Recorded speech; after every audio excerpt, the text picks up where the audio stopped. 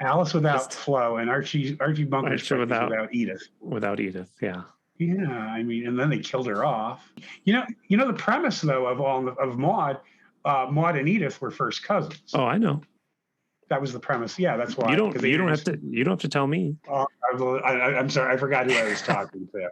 And Maude's first housekeeper went off and had her show called Good Times.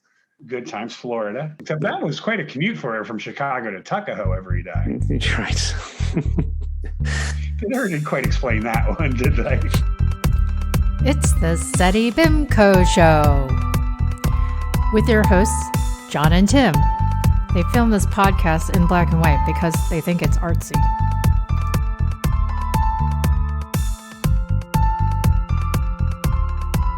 No. I think that we should keep the format. You do the intro because you're the host. Right. I'm more of like the Well, I don't know what I am. I'm more like I'm the second banana. You're the equal host. Anyway. No, I'm the second banana. I like being the second banana. Okay. Yeah, no, I'm like Ed McMahon to your Johnny Carson. I like. Okay. All right. Except you're sober. Except I'm sober. This is episode 6 of SETI BIMCO. Yay! A half dozen. Yes. And you are John. And you are Tim. And this week, later on in this episode, we're going to talk to George O'Connor. Yes, the George O'Connor. Mm-hmm. Famed author and illustrator of the Olympians series. New York Times bestselling. So how was your week? This was kind of a weird week because I had 6 days off from work for my vacation, but I only took 2 vacation days. So, that was just it. Nothing really major. Our COVID numbers are down. We're a yellow county, but then like the county next to us, the 2 counties to like the west of us and one of the counties to the east of us are still like red counties. So we're just really not out of the woods. And I know I shouldn't complain about the weather outside Syracuse, but it's like 15 degrees right now. And I'm just like, I'm ready for it to be over. Oh no, I lied. It's 16 degrees now. Well, let me find my bathing suit. My week was still a lot of dog walking, which is fine. Is the dog still like only half peeing, or is she like full peeing now? Remember? She's in a schedule to pee, and when she goes out, it's all much better now. Okay, good. I finished Great Canal Journeys. There's no more. Finished watching it. Yes. Staying up late with Soul, the dog Soul. And I learned a lot. I learned a lot about every canal dug in Sweden, Britain, Ireland. And it's the same story everywhere. There was a war happening. They wanted to get their goods from one place to another without being attacked by ships at sea. So they dug these canals. And right when they finished digging the canal, what happened, John? Can you guess? Right when they finished digging the canal, the Spanish Armada sunk and they didn't need them anymore. Well, close, but the war ended. Every country dug these canals. It took years, and when they got done, the war ended. Like, well, the war ended. Yeah, there you go. So now the Great Canal Journeys, did it because it seems like it was maybe with pandemic and their advanced ages that it was sort of like a sudden end to the show. So was it something like, oh, this is our final episode, or no. It just kind of ended and that was it. They had this special 2-part episode that ended the series where there was a big shootout, gunfight. A lot of the people died. Okay. The plane crashed into the canal. No, it ended with them drinking scotch in Ireland because they would always go to the distilleries and they didn't say anything. Yeah. It was just like, that's the end of this episode. It was nice and sunny this weekend. I went out in the sun with Soul. We went walking. We ate outside with, my wife works in restaurant business and you have worked in the restaurant business, and we had a waitress that was new, and we try to be nice and not to be all annoying people who are complainy. Yes. Right. We had to hunt her down for that second cup of coffee. So, well, that's it. Just refill my coffee once, or at least refill my water once. Yes. Yeah, exactly. Because they put the coffee in such small cups. They do. They do. They're very small. They're like not exactly demi-tasses, but they're just like, the old cups that like, your grandmother used to have. I thought they'd fill them up so they wouldn't have to come chase us down all the time to refill them. You would think. Maybe we should we'll talk to our guest, eh? That would be great. I'm really looking forward to. I'm really looking forward to talking to this guest. He's in the green room with whatever. He ate everything off of the craft services table last time. So, gosh, I'm sorry, George. Sorry, George. The pickings are slim this She week. only left the green M&Ms with us. So just welcome George O'Connor. Yay! Hey! George, do you want to introduce yourself, or do you want me to list off all your accomplishments? I want to hear what you come up with, and then I can contest it. George O'Connor is an author, an illustrator, a cartoonist, but above all, George is a Greek mythology buff. His New York Times bestselling Olympian series, George O'Connor draws from primary documents to reconstruct and retell classic Greek myths. Is that right? Tim, you're one of my best friends, and you're reading my bio off. You're a monster. This is the bio some of my publishers scraped together, and this is what Tim's reading. Yes, I wanted to get it right.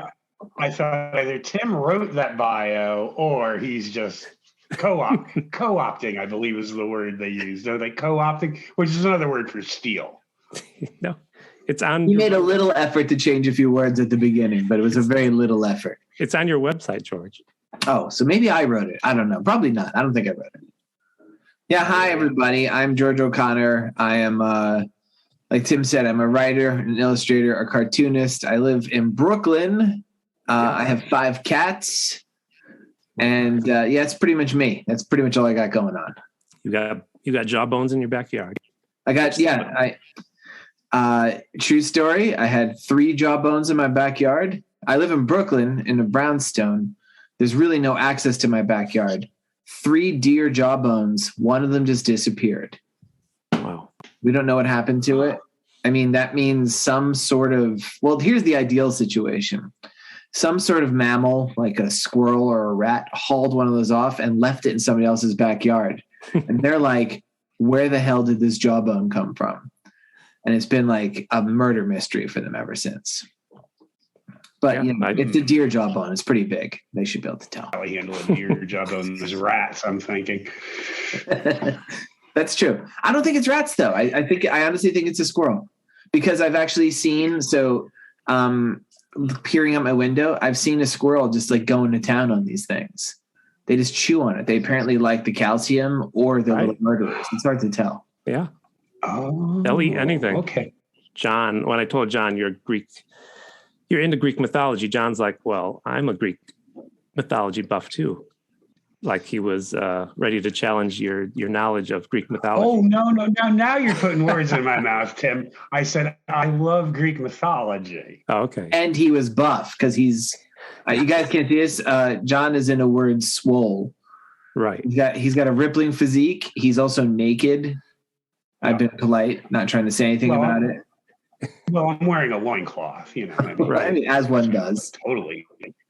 I'm not like doing full frontal. Not for the 5th episode, at least. No. You got to ease into that. Episode 50. That was all. Exactly. Right. That was Edie's episode. All naked episode. Oh, no. We're not making that up. Inappropriate. I was going to ask John a question, see if he knew his Greek mythology. Let's do it. Let's do some trivia questions. I'm down. So, John, we'll see which one of you knows the answer. Okay. John. This one's for John. Uh-huh. Oh, boy. In the classic Avengers issues 274 through 277, the Avengers fought the Masters of Evil, and Hercules was a member on the team. Can you tell us basically what happened to Hercules? I actually can answer this one. It was pretty embarrassing what happened to Hercules. Give it a guess, John. We didn't study that in mythology. Now, if you ask me like an Archie and Jughead question, I might be able to answer it, Tim. But the Avengers, what issue was that again? 274 through 277, classic Masters of Evil. I only read up to 273. Oh, don't admit that because it's written by future guest and friend of Tim Hamilton, Roger Stern. Maybe he'll be on. John was in Switzerland when this happened. He was he was a communist in Switzerland. Yeah, George, you tell us. You answer. He drinks too much olive oil and loses control of his bowels. 3 episodes straight, 3 issues straight. It's very noteworthy in the annals of the Avengers because it's just like Kang the Conqueror's there and Ultron, but it's just a Greek god in the corner who has slippery bowels.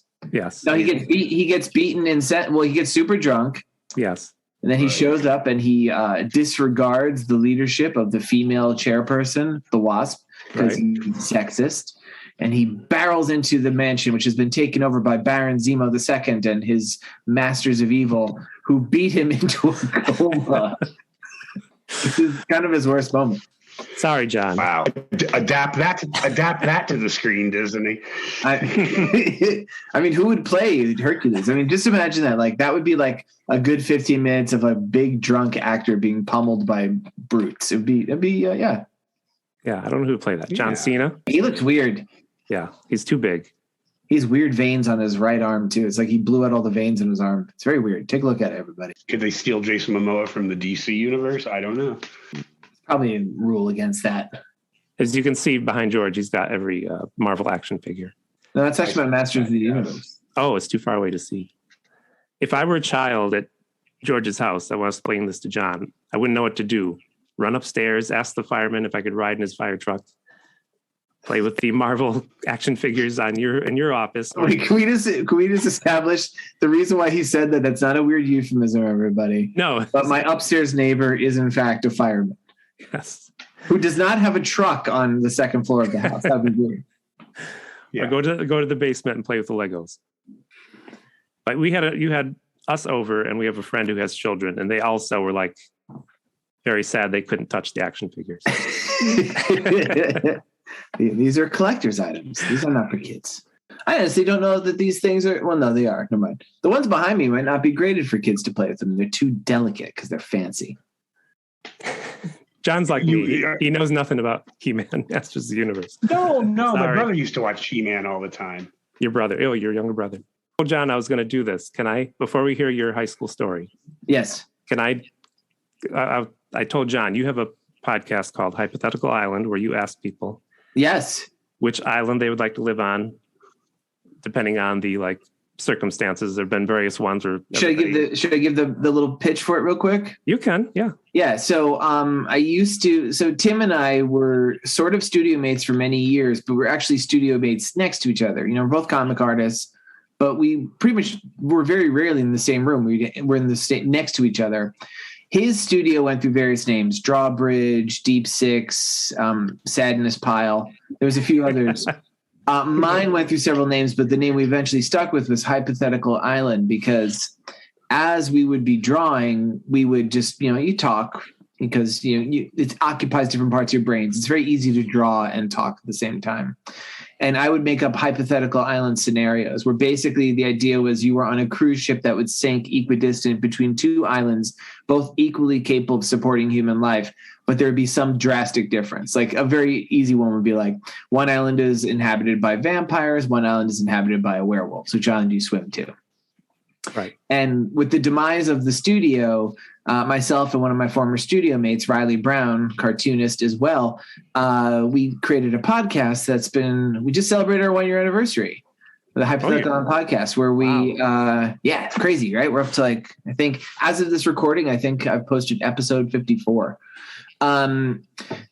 We invite on a guest, normally someone from comics, but often also someone from the world of Masters of the Universe, because Riley and I are both big He-Man fans. And we subject them to this ridiculous choice between these two islands that I will make up week after week. And then we interview them. And can I say that's what destroyed the studio, asking people this concept? It may have. I'm sure there's at least one person who left the studio because they're like, I can't bear to be near this anymore. I can't tell those werewolves or vampires. I don't know. That's the very clean version. Most of the time it involves something scatological. Right. Well, not mine, George. I have one for you. Oh, let's do it. Oh, I'm so excited. All right. It's gonna be very simple. Okay. So George, would you rather be on an island Yes. with every Lego set ever created? Okay. And both of these islands you'll live till 98, we'll say, but 98. All right. one island has every Lego set ever created. Mm-hmm. But on this island, when you die, you will die from multiple paper cuts to your genitals. Oof. On the other island. At 98, though. Yes. Okay. On the other island, you'll get 1/3 of all the Lego sets ever created, chosen by fate. But you'll die quietly in your sleep, choking on a Lego. Oh, definitely the second island with one. Really? Yeah, absolutely. There's a lot of shitty sets of Lego. That was too easy. Yeah, like what if it's like every set ever concluded? You know, like how many there's gonna be like Duplo, the big blocks and stuff. I don't need that stuff. Well, who knows what will be created? Who knows what? But here's the wonderful thing about Lego. Lego is something you can make yourself. I'll take all those sets. I'll spend the first. So let's see. I'm in my 40s now. I'll spend the first 10 years on that island sorting all those bricks out. I won't even make the sets. Then I'll spend the next 10 years making a giant suit of armor that I will wear everywhere around the island out of Lego. You did that one. You and Kari did that. He built a early episode. Yeah, Kari made Lego and it was Riley made Lego and launched war on our guest, the cartoonist Kari Randolph. All right. Well, that was easy. That was a failed attempt at humor. It's a trickier thing than you'd think of. Yeah. Well, I think the alternative is always better than paper cuts on the genitals. I would have to That's say. Or maybe also that's true. say. Yeah. Yeah. That's I easy mean, that way. yeah. I mean, Take it from John. yeah. You don't want paper cuts on your genitals, man. Oh, He went to boy. Switzerland. He was exchanging Okay, Tim. It was Sweden. Sweden. Sweden. Tim, Sweet. you ugly American. You're messing No. up countries. I said Switzerland because No, today they froze the Russian accounts and everybody's like, finally, stop being neutral. Well, sometimes it was in French, sometimes it was in German. I was very confused in Switzerland. I was like, I thought I was going to Sweden and I was in Switzerland. But that's when I came back because I was in high school with Tim. And when I did my year in Sweden, I had to come back and make up my senior year of high school. And Wait, one really? girl, Yeah. so one girl asked me, so how was Switzerland? And I said, well, actually, I lived in Sweden. She said, oh, Switzerland, Sweden, one of those places in France. That lady was Sarah Palin. No, I can guess her name, but Yeah, gonna yes. say She went on to serve half a term as governor of Alaska. Wait, are you being coy about the names you reveal? Have you revealed the secret of why your podcast is named what it is? no. Just John is always mentioning names. You listen to other episodes. I have to bleep out names because John's like, oh yeah, so and so who slept with so and so. Do you use a different sort of bleep from when he uses really raunchy profanity? Like, No, no, okay. you don't bleep anything on your show. No, I have cut out some stories that shouldn't have been told. There's been some tea spilled that I think. So we allow drinking with our guests when we record them. And sometimes maybe they have a couple drinks and their tongues get loose and they say I'm drinking. terrible things about comics professionals. And I'm like, they probably don't want this out there. I drink, and in episode 2, I did an edible. So near the end, you'll hear John telling stories. And I'm like, what? Really? It costs money to go on the elevator in the World Trade Center? And this is a total 180 from when we were kids because I was the one always high. And I think I even asked you once, hey, Tim, you want to get high? And you're like, oh, no. But see, that was involving smoking. I don't think you want to do the smoking. No, I didn't. I think you're more of an edible guy. That was probably. We were at the mall. I distinctly remember because John got mad at me. John may not remember, but we're at the mall and John accidentally dropped his joint on the ground. And I was like, oh, John, you dropped something. I didn't even look at what it was. I just saw something fall out of your pocket. And he's like, shut up. Yeah. Shut up, you dork. Shut up. It looks like some sort of cockroach. Why did you have a bug in your pocket? Yeah. It smells like the art teacher. I did it right. Yeah, it smells like the art teacher. Right. Yeah. Wow. I don't want those hooligans coming out of Spencer Gifts to steal my joint. I wondered if John had any questions because I know you. Well, I didn't.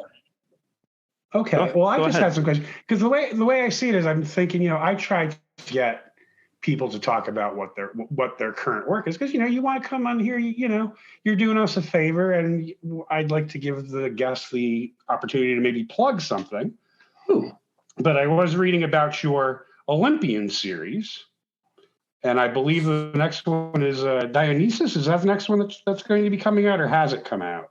As of the time of this recording, it has not come out, but by the time this is released, it will have just come out. Okay, and this is number 11 out of 12? The 12th and final book of the Olympian series. Yeah, Dionysus. It's been started working on the series 12 years ago. Well, it's just because I saw that and I am going to get these books because, as I said, I really enjoy Greek mythology. As a matter of fact, and I'll make this a quick story. When I was in college, I had this English professor, and I took British Literature 1 from him, and I got a B+ because my final grade was like an 89.5, and he wouldn't give me the extra half a point for an A. And then I took British Literature 2, and I got another B+. Yeah, and I got another B+. So then I took mythology from him, and I got a 90.5. So I got an A-, and as far as I'm concerned, that was an A with him. And then I should have quit then I took film and literature from him, got another B+. But one of my favorite myths is the myth about Hades and Persephone. Oh, yeah, that's probably the most popular myth there is. Oh, yeah. As a matter of fact, we had to create a myth, and he said, feel free to take from whatever myth. And my myth was basically a retelling of the story of Persephone, 6 months in the underworld, 6 months in the human world. And with Persephone in mythology being Dionysus' mother, do these books have some overlapping? Obviously, they're going to be overlapping characters, but is like Persephone an overlapping character and say like the Hades book and the Dionysus book, or did you not?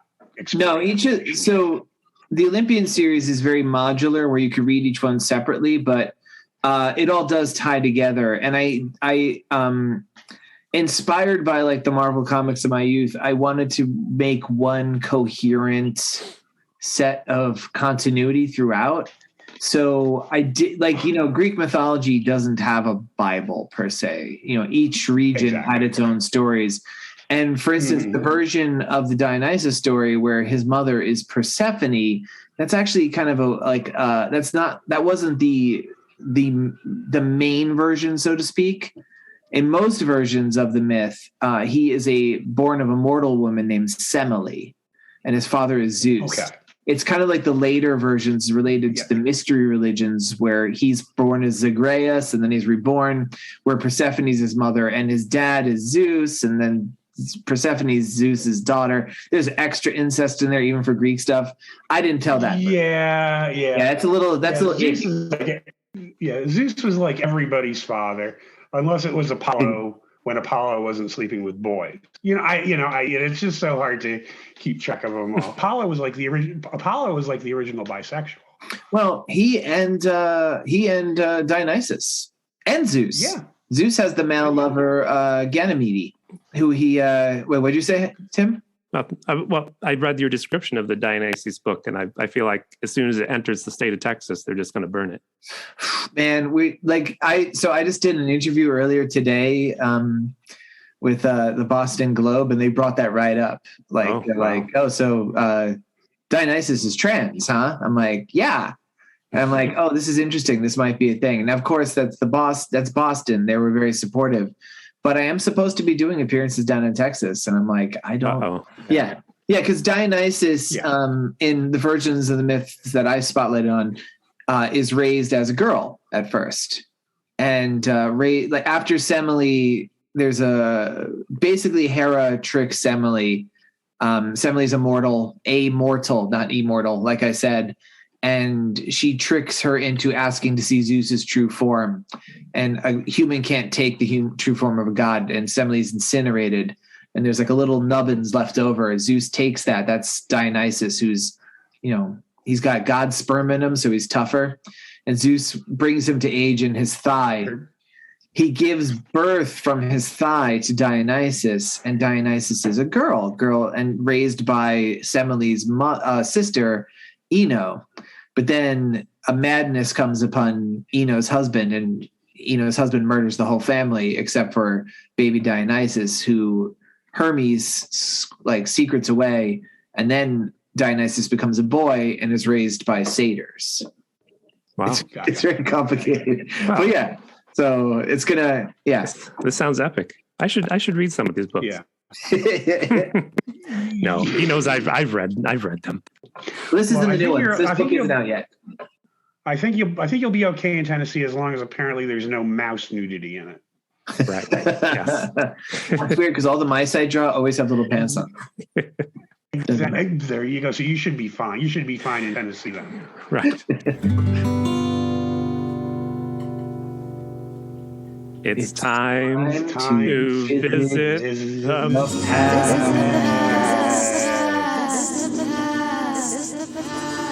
So let me paint a picture here. That's So okay. this was a trickier thing than I thought. And I've had a few weeks to think about this. Now, the picture I'm going to paint is I grew up on Long Island, New York, and this is during the 80s.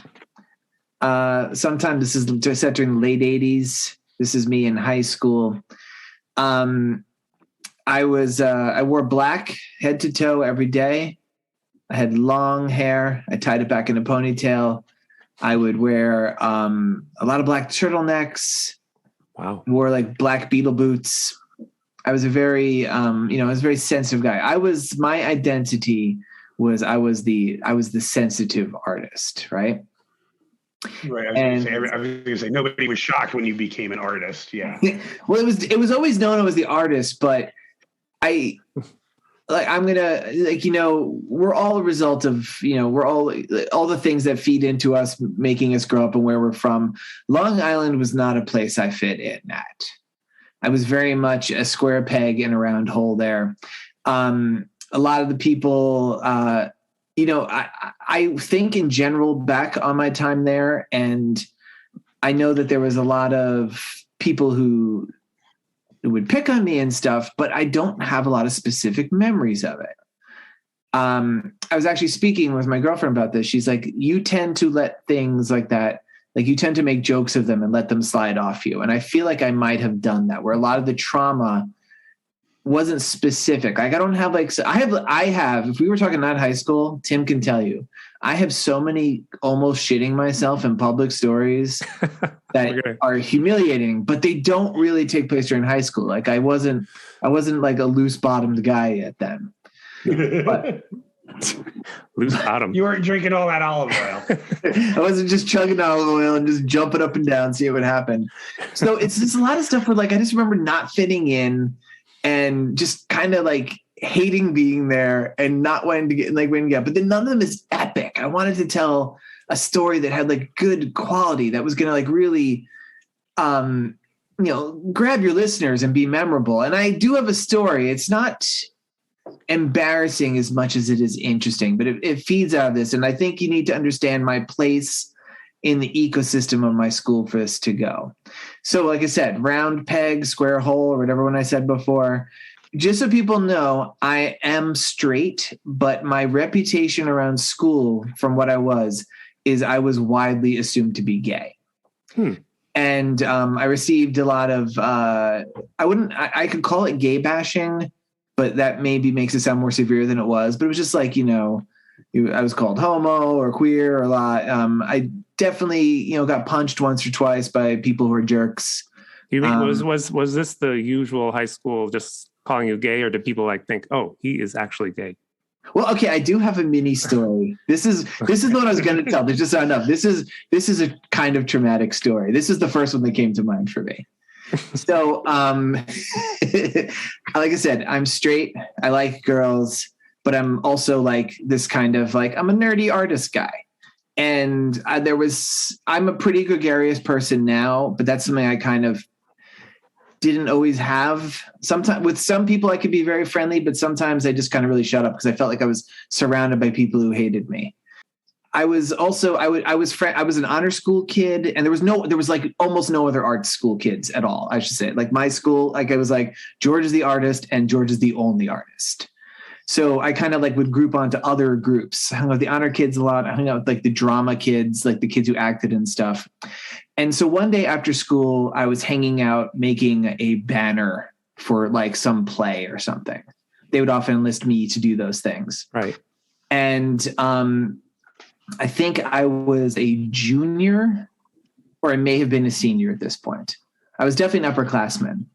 And there was like a younger woman, girl, we're kids at this point, who's like a sophomore there who I'd never seen before. And she's helping out. And I'm like, this girl is really cute. Mm-hmm. So I'm being all really flirty with her and stuff. And we're talking and we're hanging out and we're having this good time. I'm like, yeah, I'm doing really good. I'm laying some like, groundwork where I'm going to be able to like awkwardly ask her out maybe in 6 months when I finally get the courage, but I probably would never do it. You're painting each other. No, there's nothing. No, like let me stress. I feel like I'm being very jokey. She's laughing on my jokes. Yeah. And stuff, but like there's nothing physical happening at all. Cause like I'm just like a timid, scared little nerd. Well, there's other reasons too. Cause then I don't see her right away for a while. She is a few years behind me, and like so we don't have classes and stuff. And one day it's between classes and I'm walking through the hallways. I had a lot of teachers who'd write me passes to get out of classes. I was going somewhere and I see her and she's with another person her age and they're talking. And she turns to her friend. She goes, "Oh, there's that gay guy I was telling you about." Oh, no. And I'm kind of just like crestfallen. Like, I'm like, oh, I wasn't doing well. I totally gave her the wrong idea. And she's like, and she starts yelling out to me in the hallways of a school. Now, this is like the late 80s in homophobic Long Island. This is kind of like aggressive. She's like, "Hey, gay guy. And it's like yelling at, and I'm like, is she being friendly yelling that? Like, "You're my friend, gay guy"? Or it was more like I was being an object. Yeah. It didn't start out. So I didn't respond. I just kind of put my head down and started walking away quickly. I didn't want to be objectified this way. And then she got nasty about it. She's like, "Why are you running away, gay guy?" And I'm just like, oh. So like, yeah, I mean, that was a pretty embarrassing story. That's definitely one that I'm just like, well, that one sucked. Well, Tim, I'm going to share a story that I know I've told you in the past. Oh, is this the underwear story? It's the underwear story. It's funny. It's not embarrassing for you, but it's funny. It's not embarrassing. It's an epic story, though. It is. And it figures into this. So here's the story. My best friend throughout junior high and through the earlier parts of high school, he was a year older than me, maybe a little bit more than a year, but he was a class up on me, was this guy who I'm not going to name, but he was gay. But again, this is the 80s in Long Island. You really couldn't come out and say it. And he was a person he would meet and you were very much like, "Oh, of course he's gay." It just wasn't a thing you could do. And you didn't know you knew he was gay then, or you just like, I don't know, but no, that was the thing, because of the environment and the place it was. Like, right. You would meet him and you were like, "Oh yeah, he definitely is." But then, like, I hung out with this guy like every day, and he would have crushes on girls and stuff. So I'm like, okay, so I think that's just the way he just seems that way. And like, I would say to people, I'm like, "No, I don't think, no, he's not gay. Like, he's had girlfriends and stuff." But that's a very normal thing to do. I should say now he is happily out and he is happily married, and he has been like since basically the second he got off Long Island, and good for him. I don't know if John wants me to say, yeah, I know John is guilty of John's guilty of what? Dating some women in high school. I think, yeah. I mean, here's the thing. I mean, I am gay.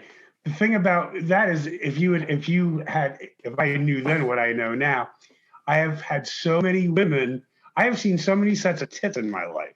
Women, like, think they can change me. Oh, you know what I'm saying? Like, wait, really? Like they'll take their shirts off. And they'll kind of get like really flirty, and it's like. All right, I interrupted you, Jim. Where was I? So it was.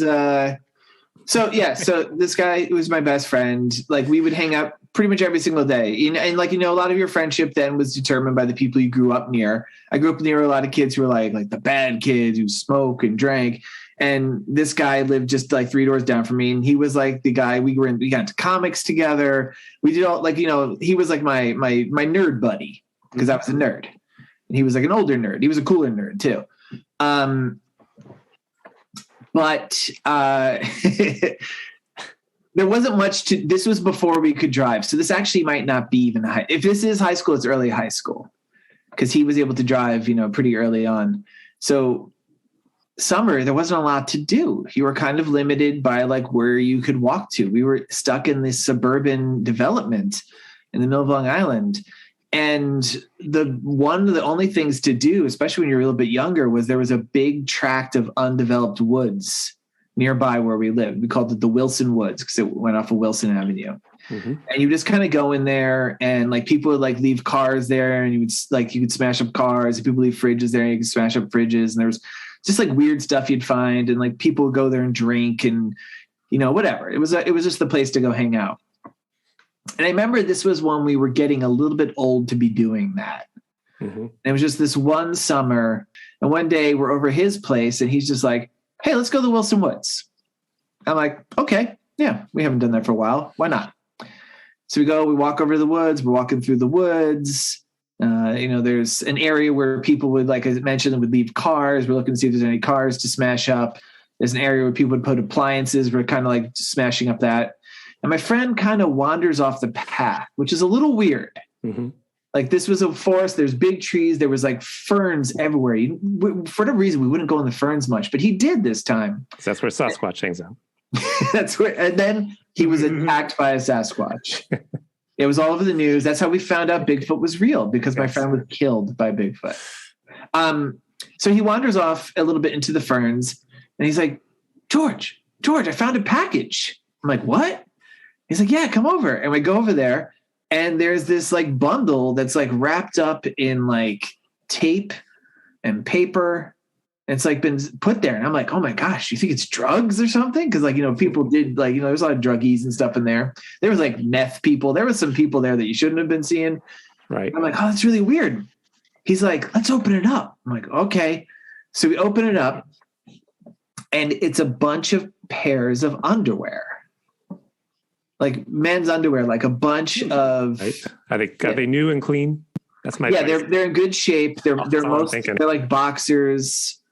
Are there any Hulk underwear? There's no Hulk underwear. No, this is the underwear of a person with some style, my friend. These are not. That's a callback to episode 2. You have to listen. Okay, go ahead. Not slightly irregular, really good underwear. Okay. No, it was pretty good underwear. I'll be honest. I would say it was better underwear than I had. Like I think I was still kind of. I don't think I had Hulk underwear, but I don't think I quite had cool boxers. Like these were like checkered boxers. Oh, nice. And there was a note. And the note says, help, I am gay and I live in the suburbs. Wow. There's no one I can talk to. The only way I could get any sort of release is by leaving my underwear for strangers to find. Will you please leave some underwear here too? Wow. Yeah. And I'm like, oh, that's weird. And I can't really put my finger on it, right? And my friend, he's like, let's go back to your house and put some underwear, leave some underwear for this person. It'll be really funny. And I'm like, I don't know. And I'm actually, because I'm like this like scared little nerd, I'm like literally scanning like the tree line because I'm like, this is a trap. Right, a trap. Like the cool kids here, the kids who would call me the F word. The classic underwear trap. Yeah. And they're like, because that was my thinking. I'm like, they're going to find it. And they're gonna, if I leave underwear, then they'll say that I'm gay. And they'll have proof, and then I'll be the gay guy even more than I already am. And I'm like, no, I don't want to do that. There's really no reason for me to do this. I'm like, and he was really persistent. So I'm like, you know what? I'll have my underwear. I'm like, you know what? Let's go. If you really want to do this, let's go to your house. We'll because he was really playing the idea this was a joke. It'd be funny for this person. Oh, it'd be funny for us to do this to this person. I'm like, let's just grab some of your brother's underwear. Oh no. And like do that. So we go to his house and we're having fun. We're laughing about it at this point. And he grabs a bunch of his brother's underwear and wraps it up, writes a note back, which I wish I could remember what it said, but it was something like, I hope those were clean. I can't imagine we would have touched them if they weren't. Okay. Go ahead. Worth mentioning though, his brother was a jock who was a wrestler, so there's probably a chance they were pretty mealy. And we take it back and we leave it, and then I kind of forget about it. It was just like it was an endless summer thing or just something that happened. But like he doesn't, and like maybe a few days later, maybe a week later, he's like, "Hey, let's go see if that gay guy left underwear again." It's like, okay. And it just feels really weird at this point. I'm like, I don't know. This just seems like we're really at best case scenario, like this is a real honest like cry for help for somebody and we're fucking with him. Worst case scenario, it's like Chester the molester, or like I was afraid of, like the popular kids waiting to get us in a trap or something. Yes. Right. And we go, and sure enough, there is another package in the same spot. This time I do want to mention, since you did ask, the underwear is noticeably lesser quality. Oh no. It's like it's somebody's backup underwears. Like I remember it's like maybe there being some tidy whities that like were a little worn and stuff. They aren't all stiff, are they? No, God, I don't think I touched it. That's a callback to Edie's episode again. So Yeah, this is a raunchy. running theme. yes. I like that you're making this show an impenetrable morass of continuity for anyone who's never listened. Right. Like each episode, that's callback to episode 7. That's an episode that's callback to 9. Well, last week we talked about the Muppet movie soundtrack, so I'm sure there'll be no terrible stuff. There's no Muppets involved in this story. No Muppets. Okay. Involved. So we find the underwear again. There's another note along the same lines. The mysterious note writer, thanking us profusely, leaving, like I said, lesser quality underwear. And again, my friend's like, come on, George, let's leave some of your underwear. I'm like, no. At this point, I'm a little bit miffed. I'm like, no, I'm not. I don't know who this person is. This is weird. It's like a trap. They could be a creepy old person. They could be anything. I'm not leaving my underwear in there. And I kind of just put my foot down. And that's kind of the end of the story, except for later that summer, there was like 2 occasions where I left my friend in my room and like I kind of maybe caught him like doing underwear stuff. Wow. There was this one time specifically, he and another friend of mine, like I came in my room and they'd taken my underwear out and spread it all over the room like as a joke. I'm like, that's a weird joke. Like you took my underwear. Like, why are you touching my underwear? And Right. And so the moral of the story, there is no moral really, but just like the part that makes this story interesting is it's just some weird element of my childhood that is kind of like didn't really think much of. And like, we got older. He had girlfriends. I had girlfriends. He graduated. We went away to school. Really didn't see him much anymore. And then many years later, I was telling my brother, we were talking about those Wilson Woods and all the weird stuff there. And I was just telling my brother about this story and like, which I'm sure everyone listening to this has already figured out. It hit me like a bolt out of the blue. I'm like, oh my God. Yes. The underwear person was my friend. Mm-hmm. He was the one leaving. And maybe he's not. I was wondering about that. He had to be. I think it was. I would like, if I had to bet money, I would bet money it was. The moral of the story is underwear fetishes are okay. Yes. George disagrees. Well, no, I agree. I don't, to this day, I wonder, like, is it an underwear fetish thing or was it, there was a jokiness quality to it. Maybe it was just, I don't know. Yeah. Maybe it was a real desperate cry for help. I don't know. It was, but so like I said, this isn't really an embarrassing story. It's just kind of like, Just bizarre. It's a bizarre story. Yeah. So maybe I can help you guys set, maybe some of your stories just be weird stories, like mysteries, like that's okay. unsolved mysteries. Yeah. Have you been to Long Island, John? Like a lot? Yes. Because it's one year we had some friends in Saugerties and they had rented a place out in Montauk. Oh, see, now you're talking nice Long Island. Yeah. The beaches and stuff that's something different. I grew up in the kind of blighted hellscape that is the repeated. It's just, all right. Many people live in Long Island are very nice and like it very much. But for me, it was it's just, it's like a cookie cutter suburban thing. Well, George and I and our significant others, we went to a friend's wedding on Long Island.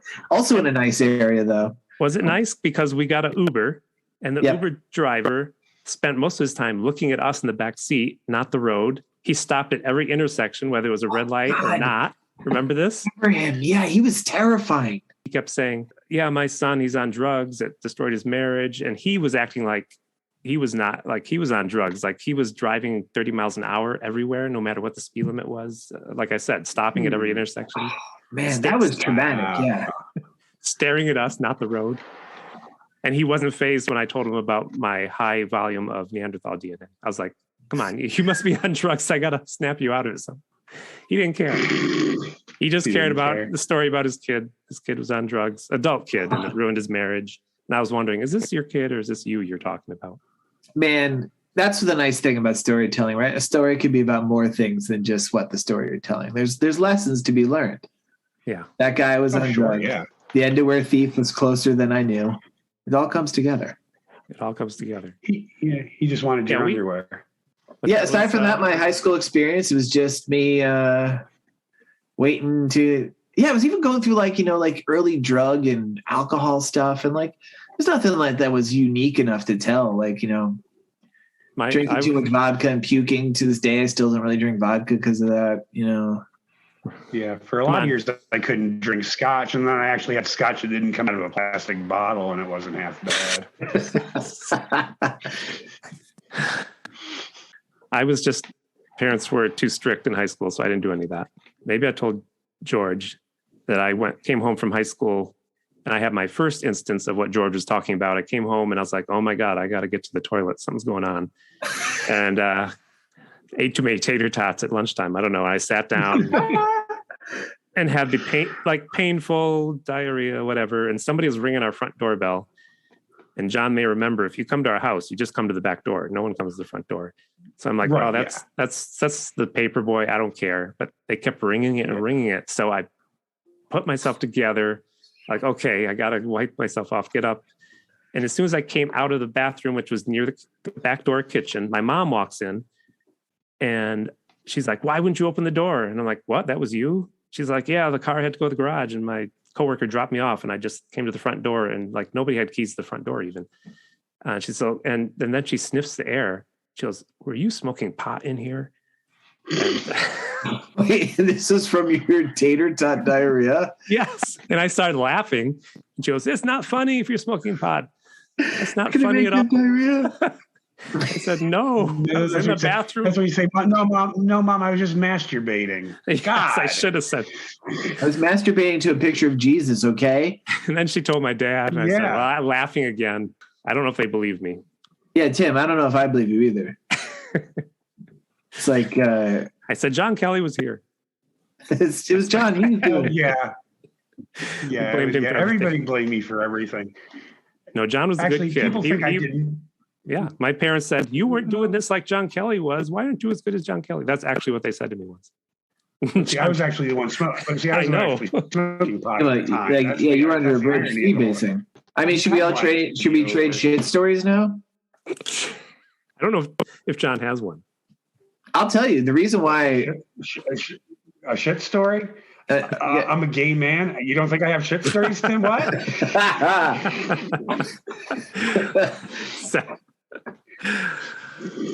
No, we're going to lose our PG-13 rating.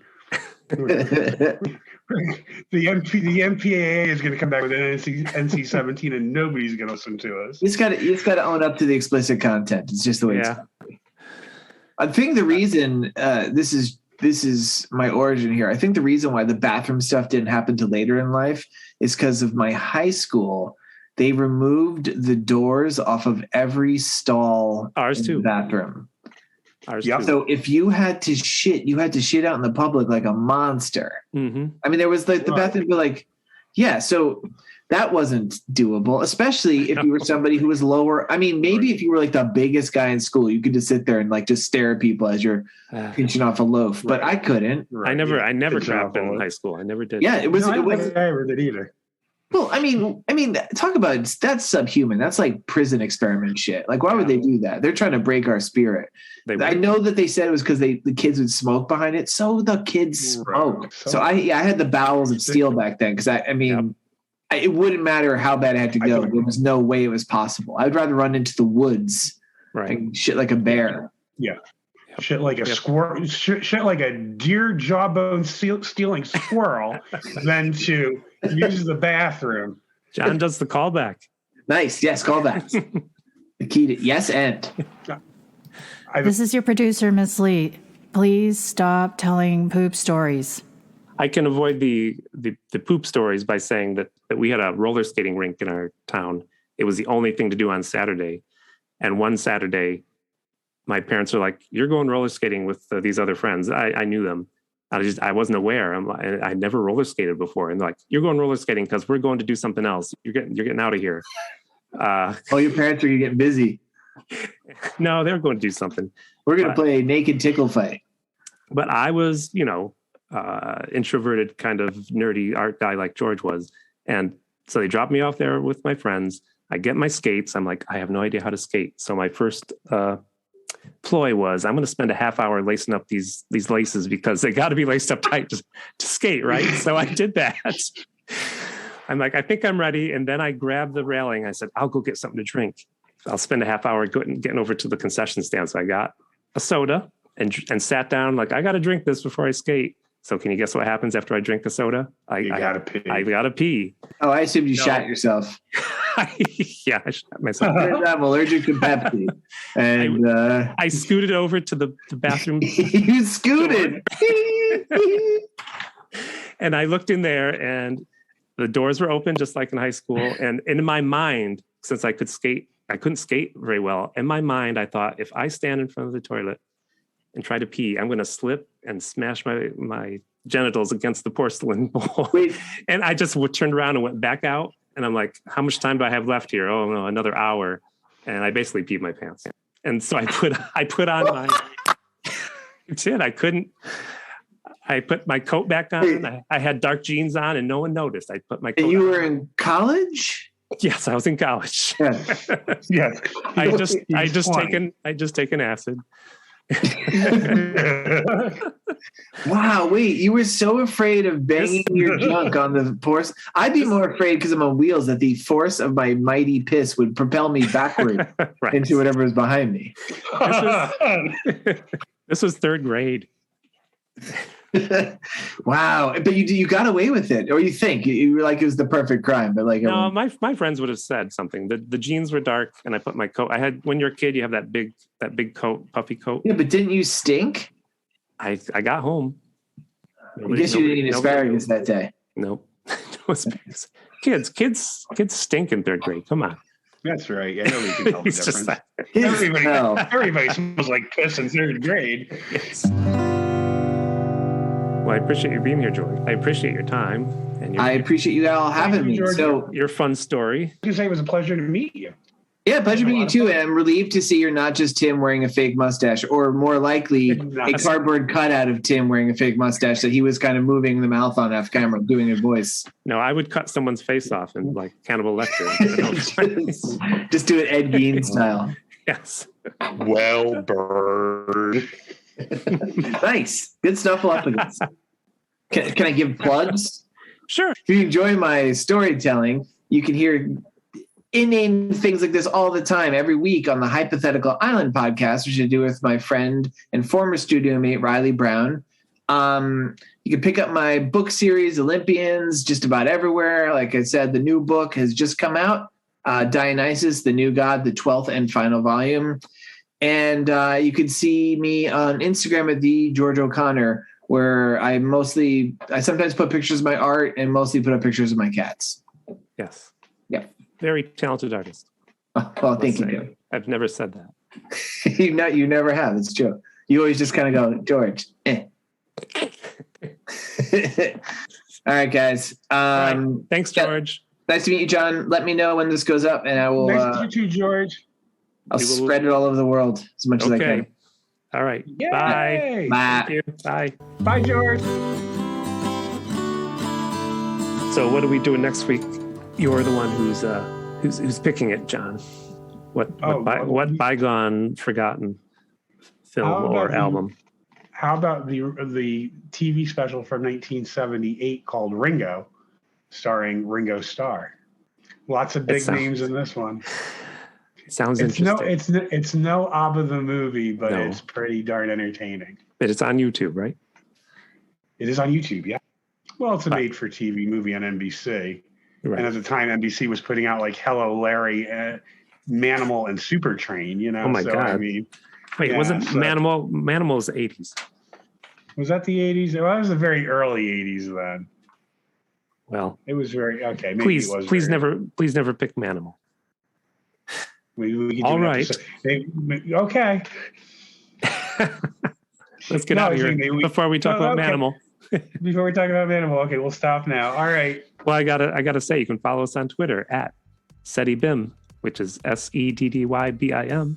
Also on Instagram is SEDDYBIMCO. It's SEDDY_BIMCO. And if you want to send us an email, it's SEDDYBIMCO with an E @gmail.com. I think that's it. I think that does it. You want to?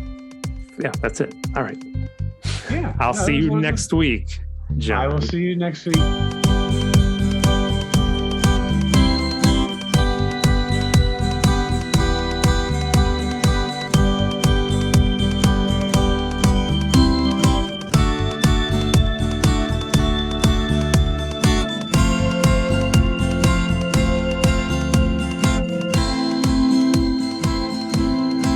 SETI BIMCO is a podcast by Tim Hamilton and John Kelly, produced by Miss Lee, music by Tim Hamilton. This has been a Pity Party Line production. Party line, it's a party line.